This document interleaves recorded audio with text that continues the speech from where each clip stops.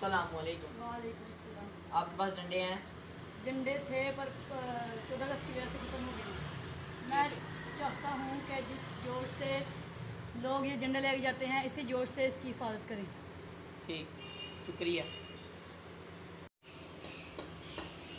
भाई भाई रुको, जी भाई। मुझे भूख लगी है, खाने के लिए रोटी दे दो। ठीक है भाई, मैं लेके आता हूँ। ये पकड़े मेरा सामान, मैं भी आता हूँ।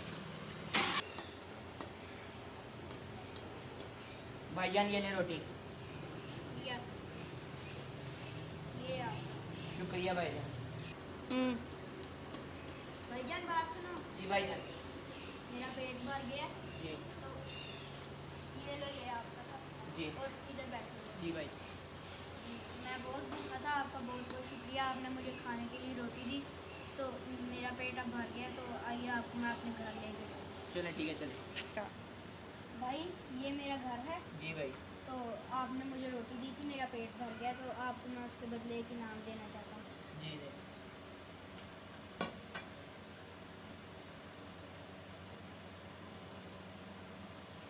ये झंडा, ये लो।